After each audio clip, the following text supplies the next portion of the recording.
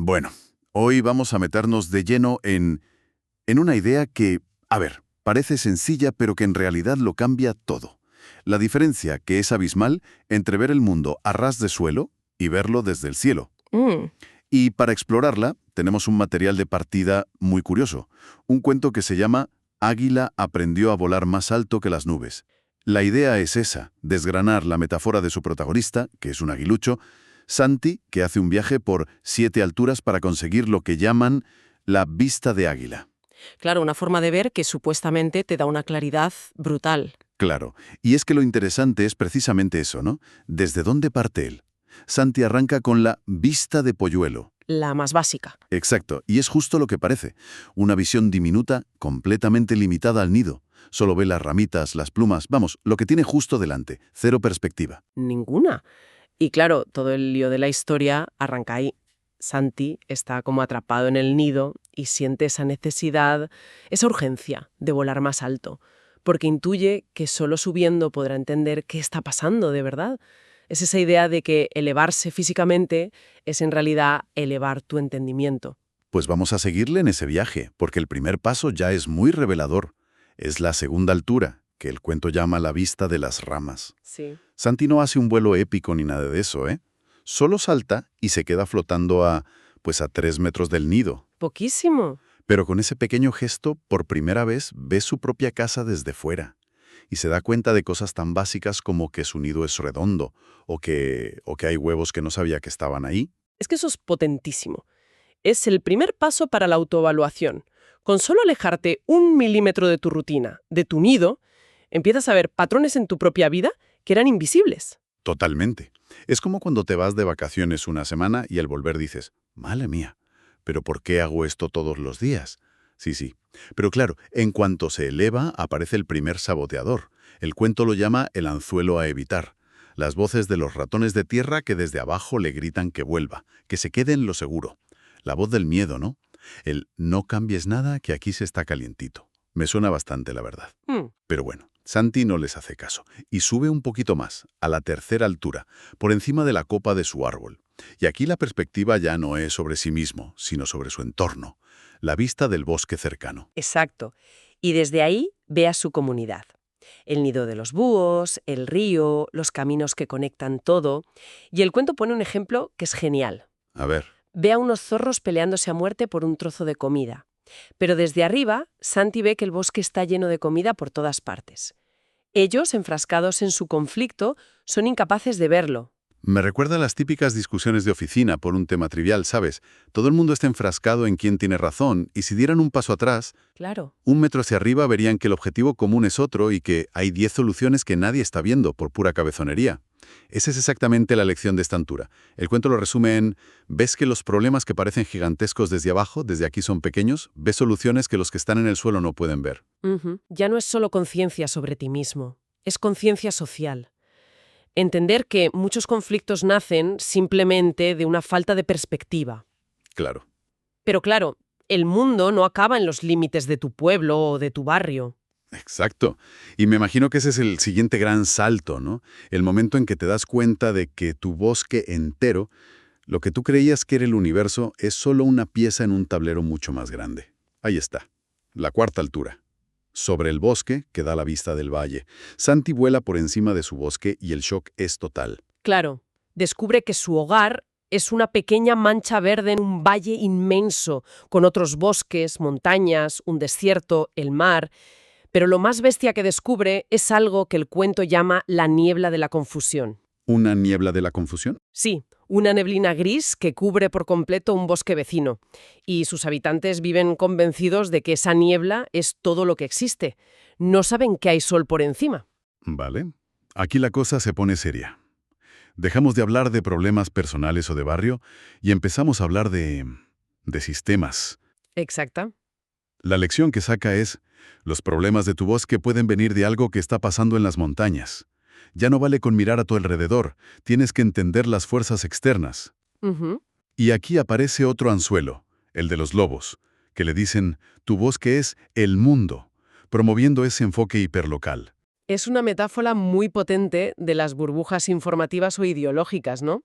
Y el cuento introduce aquí a los villanos de la historia, los tiburones lejanos. Son los que, desde un lugar que no se ve, generan esa niebla que mantiene a los habitantes del bosque confundidos y divididos. Espera un momento. Cuando el cuento habla de tiburones lejanos que crean la niebla, ¿estamos hablando de una especie de teoría de la conspiración? ¿O es más una metáfora Es una gran pregunta.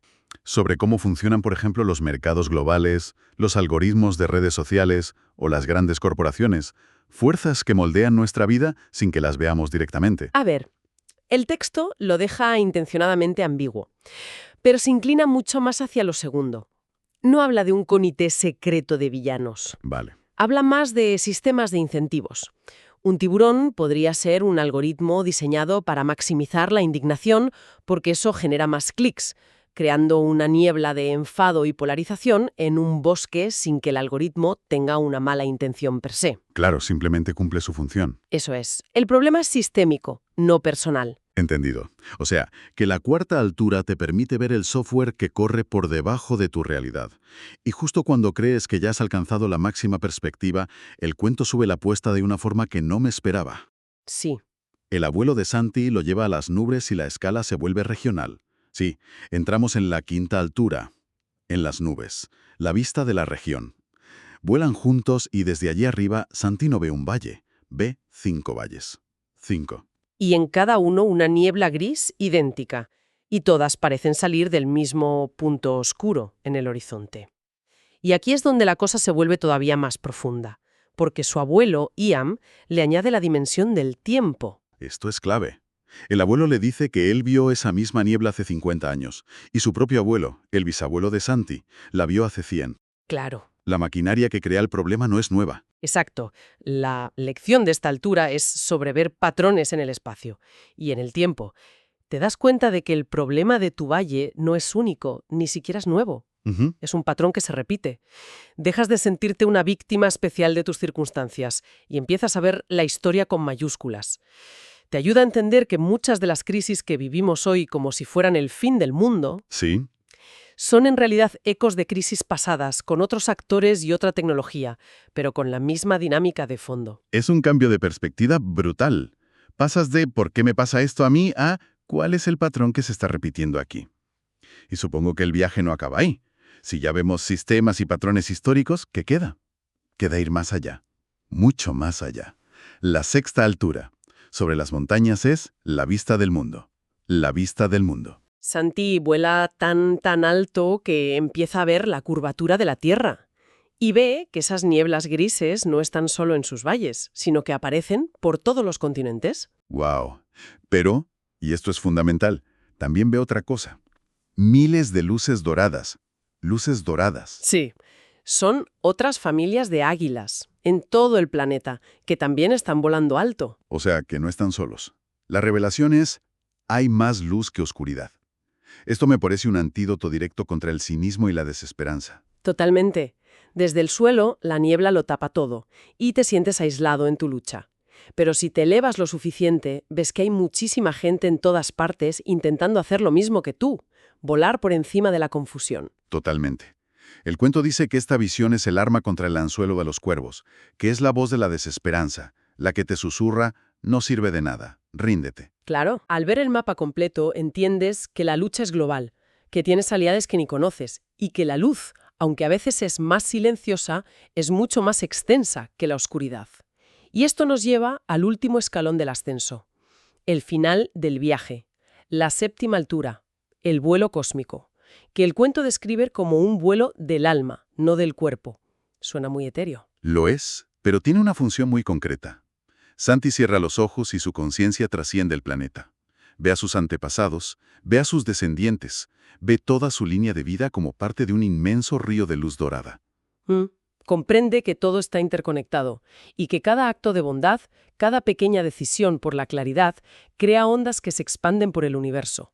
La conclusión es que la única fuerza que es real y permanente es el amor. Es la visión que te saca por completo del tablero de juego.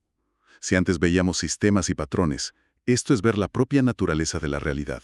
Justo. Desde esa perspectiva cósmica, las nieblas, los anzuelos, las peleas de los zorros, todo se vuelve casi insignificante, ¿no? Como un espejismo temporal. Esa es la idea. Es la paz que viene de sentirte anclada a algo eterno, mucho más grande que el problema del día o incluso del siglo. Te da una serenidad y una sabiduría que te hacen inmune a la manipulación. Ya, Pero, y aquí viene el giro más importante del cuento. La misión no es quedarse ahí arriba flotando. Claro, eso sería escapismo. Tienes que volver. Y eso nos lleva a la octava altura, el regreso, la que define la vista del águila completa.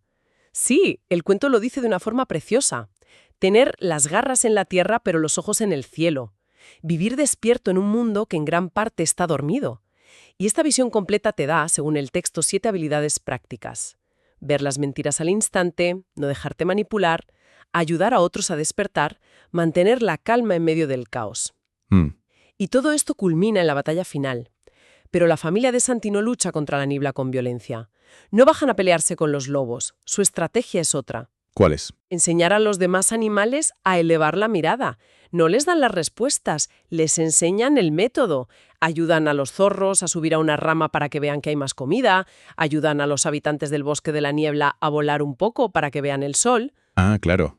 Y entonces ocurre lo que el cuento llama el milagro. ¿Qué es? Cuando suficientes animales elevan su mirada, la niebla no es que sea derrotada, simplemente se disuelve, se desvanece, porque nadie le está prestando atención. Qué idea más, y es una idea muy bestia. Las mentiras, la confusión necesitan una audiencia para sobrevivir. Necesitan tu foco. Si tu atención está puesta en volar más alto, en la claridad, la oscuridad pierde todo su poder. Entiendo la belleza de esa idea, pero, a ver, ¿no es un poco ingenuo? Quiero decir, hay problemas muy reales en el mundo que no desaparecen solo con ignorarlos y elevar la mirada. Sí, No puedes simplemente dejar de prestar atención a una injusticia y esperar que se solucione sola. absolutamente. Y el cuento aborda esa objeción. La vista del águila completa no es ignorar el suelo, por eso tienes las garras en la tierra. ¿Vale? Significa actuar en el mundo, pero con la perspectiva del cielo.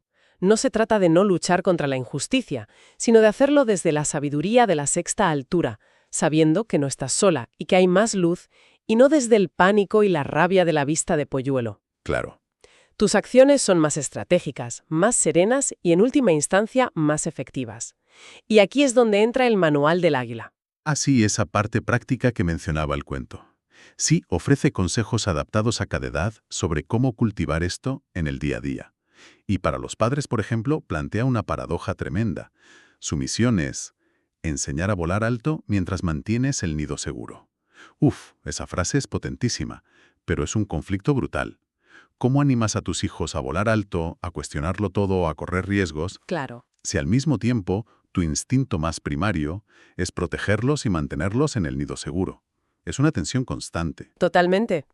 Y el manual sugiere que la clave no es darles las respuestas, sino las herramientas para que ellos mismos aprendan a elevar la mirada.